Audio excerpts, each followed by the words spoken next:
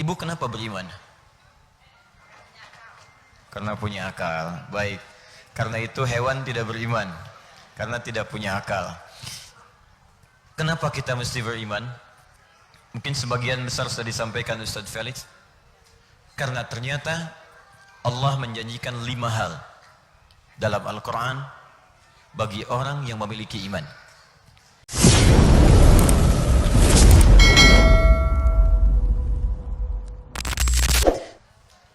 Ibu kenapa beriman? Karena punya akal. Baik. Karena itu hewan tidak beriman. Karena tidak punya akal. Kenapa kita mesti beriman? Mungkin sebagian besar sudah disampaikan Ustaz Felix. Karena ternyata Allah menjanjikan 5 hal dalam Al-Quran bagi orang yang memiliki iman. Jadi kita harus punya jawaban ketika ditanya kenapa mesti beriman. Karena memang orang beriman saja yang dijanjikan oleh Allah untuk mendapatkan 5 keistimewaan yang tidak ditemukan pada orang yang tidak beriman. Tapi kalau sampai siang hari ini kita beriman tidak menemukan 5 hal ini, berarti ada yang perlu disempurnakan dari keimanan kita. Dan ini menjadi PR Ustaz Felix nanti untuk bisa memberikan pesan ini kepada ibu sekalian. 1, Allah berjanji dalam Al-Quran, orang beriman itu pasti akan diberikan ketenangan dalam jiwanya. Itu ada di Quran surah ke-48 ayat yang keempat. Huwallazi anzala as-sakinata fi qulubil mu'minin. Dialah Allah yang menjamin akan menurunkan sakinah, ketenangan dalam setiap jiwa orang-orang beriman. Ibu, orang nyari sakinah itu kadang harus berumah tangga dulu. Makanya ayat rumah tangga itu diantara tujuannya untuk dapat sakinah. Quran surah 30 ayat 21. Wa min ayatihi an khalaqalakum min anfusikum azwaja litaskunu ilaiha. Bukankah ibu ingin berumah tangga untuk mendapatkan samara? Samara kan saatnya sakinah kan? Jadi ada orang ingin mendapatkan sakinah harus berumah tangga dulu. Tapi ada orang yang belum berumah tangga pun itu oleh Allah akan diberikan sakinah. Sepanjang ada iman, ingat, bukan di lisannya, tapi dalam jiwanya. Huwallazi anzala as-sakinata fi qulub. Ya, bukan, maaf ya, bukan fi fam, bukan di lisan, bukan fi alsinatil mu'minin, tapi fi qulubil mu'minin. Jadi orang beriman itu, kata Allah, jika benar imannya sampai ke jiwanya, aku akan berikan ketenangan dalam dirinya. Jadi kalau belum berumah tangga saja sudah dapat sakinah, apalagi kalau sakinah itu dibawa ke rumah tangganya. Pasti dipastikan 100% orang yang imannya benar sudah pasti di rumah tangganya, sesulit apapun persoalannya pasti akan dihadapi dengan semua ketenangan yang hadir dalam kehidupannya. Jadi kalau di rumah tangga banyak gelisahnya, sementara ibu mengatakan saya beriman, itu kemudian patut dipertanyakan apakah imannya sudah sampai ke dalam jiwa atau belum. Jangan-jangan kopi manis sedikit bikin status, uang belanja belum keluar telat sehari udah bikin kemudian tulisan di medsos. Ternyata kamu tidak seperti yang aku kira. Ini raja medsos. Baik. Itu satu. Udah disampaikan belum Ustaz? Belum. 2. Saya agak cepat ya. Nanti pertanyaan biar Ustaz Felix saya yang jawab. Kalau saya cuma nyampaikan aja. Baik. 2. Orang beriman itu langsung dijamin oleh Allah. Dia akan diberikan ketentraman hidup sekalipun tinggal di tempat yang sangat terbatas. Ibu kenal Ashabul Kahfi? Oh, hebat. Ya nggak apa-apa. Ibu, Ashabul Kahfi itu kan, kahfi itu apa artinya? Gua. Gua itu ada 2. Gua itu ada 2. Satu gua sempit yang masuknya hanya cukup bagi 1-2 orang. Itu disebut Hira namanya. Jadi kalau ada gua yang dalamnya ruangannya sempit, yang hanya cukup untuk 1 atau 2 orang saja. Yang masuk cuman saya sama Ustaz Felix berdua. Nah, misal, yang lain gak bisa masuk. Itu disebut Hira namanya. Ibu pernah dengar gua Hira? Nabi menerima wahyu di apa? Gua apa? Kenapa disebut gua Hira? Gharun, Hira, gharun, ghar, bahasa Arabnya ghar. Hira itu tempatnya, ya. Gharun, Tempat yang sangat cukup hanya untuk 1-2 orang saja. Kenapa disebut gharun? Karena di tempat itu hanya masuk 1-2 orang saja. Saya pernah naik ke Gua Hira ke atas, itu memang tempatnya nggak bisa. Kita akan mengadakan pengajian BKSM di Gua Hira, nggak akan cukup. Ya, paling masuk ibu ketua sama wakil aja gitu, yang lain nggak akan bisa ikut. Cuman sempit. Tapi kalau yang di gua itu cukup luas dalamnya, bisa masuk 5 orang, 6 orang, 7 orang, 8 orang, maka nanti akan berubah namanya dari gharun jadi kahfun, kahfi. Misal, Nabi pernah dengan sahabat Abu Bakar di Gua Thur. Buka Quran surah ke-9 ayat ke-40. Ya, idhuma fil ghari idh yaqulu li sahibihi la tahzan innallaha ma'ana. Ketika Nabi dikejar oleh orang-orang kafir Quraisy, bahkan sempat akan dieksekusi, lalu bersembunyi di dalam gua yang masuk cuma 2 orang, Nabi dengan Abu Bakar saja, karena yang lain gak bisa masuk, tempatnya sempit. Makanya kata orang-orang kafir, ini mustahil Muhammad SAW masuk ke sini. Kenapa? Karena tempat ini begitu sempit, dan jaring laba-laba pun dan sarang merpati pun gak rusak. Makanya mustahil bisa masuk. Tempatnya disebut dengan gharun. Tapi kalau yang masuk bisa 4, 5, 6, 7, maka tempatnya berubah nama menjadi kahfun. Ada surah ke-18 dikenal dengan surah Al-Kahfi. Kenapa disebut surah Al-Kahfi? Karena ada banyak anak muda. Ada yang menyebutkan 7 orang, ada yang menyebutkan 5 orang, 6 orang, 8 orang. Intinya lebih daripada 3 orang, cukup banyak. Masuk ke dalam gua itu. Saya tanya ibu, bu, di gua itu ada penerangan nggak? Ada lampu nggak? Nggak ada. Makanannya gampang atau sulit? Kira-kira tempat tidurnya kalau di gua empuk atau keras? Secara singkat, enak atau tidak tinggal di gua? Tidak. Tapi kok bisa mereka bisa tinggal 309 tahun? Baik. Tidurnya enak, nyaman, tidak ada yang ganggu. Saking gak ada yang ganggunya, 309 tahun tidur itu nyaman. Miring, bahasa Qurannya miring kanan enak, miring kiri enak. Makannya gak usah nyari, tiba-tiba langsung kenyang. Ya, kemudian matahari itu selalu terbit terbenam di setiap penghujung gua. Jadi dalamnya itu nggak pernah gelap sempurna.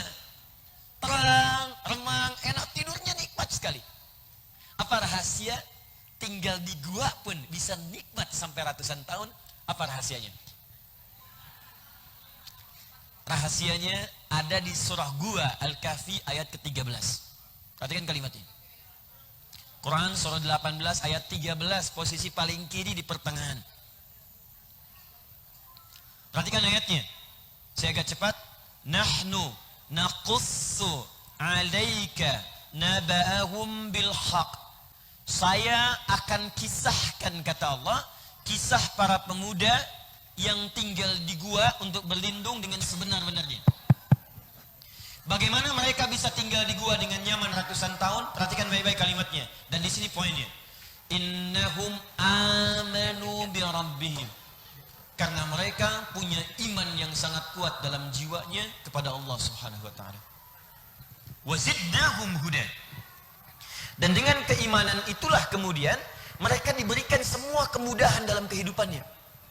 Jadi bu, kata Al-Quran tuh begini, kalau iman itu kuat dalam jiwa, maka tinggal di tempat sederhana pun, hidup terbatas pun, itu akan nikmat. Saking dahsyatnya kaget tuh benda bunyi boom gitu. Gitu. Jadi kalau iman itu kuat dalam jiwa, nggak ada istilahnya terbatas. Tinggal di tempat yang sempit pun, suasana terbatas pun itu akan terasa nikmat. Makan tempe pun nikmat, ada garam pun nikmat, jalan kaki pun nikmat. Tapi kalau iman yang nggak kuat, ibu punya pesawat terbang pun itu selalu gelisah dalam kehidupan. Istana semewah apapun, kalau ketenangan, keimanan nggak ada dalam jiwa, itu otomatis hidupnya akan penuh kegelisahan. Nih kalau ibu mau tahu nih sederhananya begini, ibu pilih mana? Ingat ya, nggak ada pilihan ketiga dan jangan maksa. Maksa saya keluar sekarang. Lihat sini, kaya tapi gelisah atau miskin tapi tenang, pilih mana? Terus saya bilang, pasti pilih yang ketiga.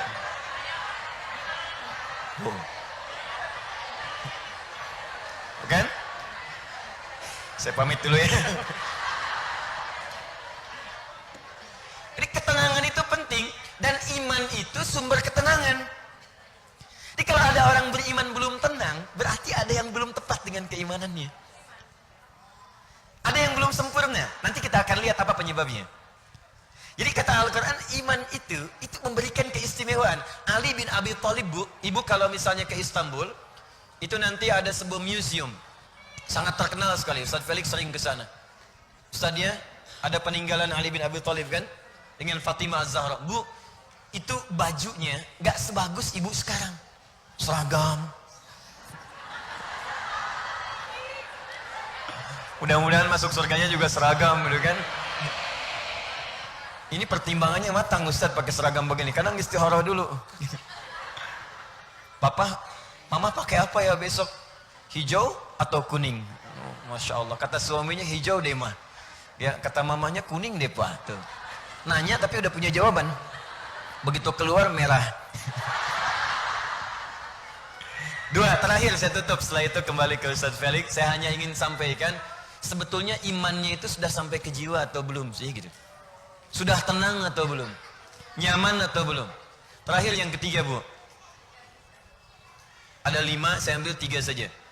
Orang yang imannya benar, tak peduli laki-laki atau perempuan, tak peduli dia kaya atau cukup, besar atau kecil, kalau benar dia beriman kepada Allah Subhanahu wa taala, itu langsung mendapat kabar dari Allah, dia akan dijamin kebahagiaan dan kesuksesan hidupnya, profesi apapun yang ia jalani saat di muka bumi. Apakah ibu rumah tangga, dokterkah, apakah pengajarkah, ustadzkah, pokoknya semua yang ia lakukan diberikan jalan bahagia oleh Allah. Bahagia itu kan tidak harus ada dengan uang kan? Bahagia itu tidak harus ada dengan barang kan? Bagi sebagian orang minum teh itu sudah membahagiakan. Bagi sebagian orang minum kopi membahagiakan. Tapi bagi kebanyakan orang tambah uang belanja itu yang paling membahagiakan. Oke. Dilihat sini. Dalilnya Quran surah ke-23. Saya tutup. Qad aflahal mu'minun. Perhatikan cara menerjemahkannya. Quran surah ke-23 ayat 1. Quran surah ke-23 Al-Mu'minun ayat 1. Qad aflahal mu'minun. Baik, saya akhiri. Bu, qad itu kalau di ilmu nahwu namanya harfut tahqiq, huruf yang menjamin sesuatu dengan sempurna. Aflah dari kata falah asalnya.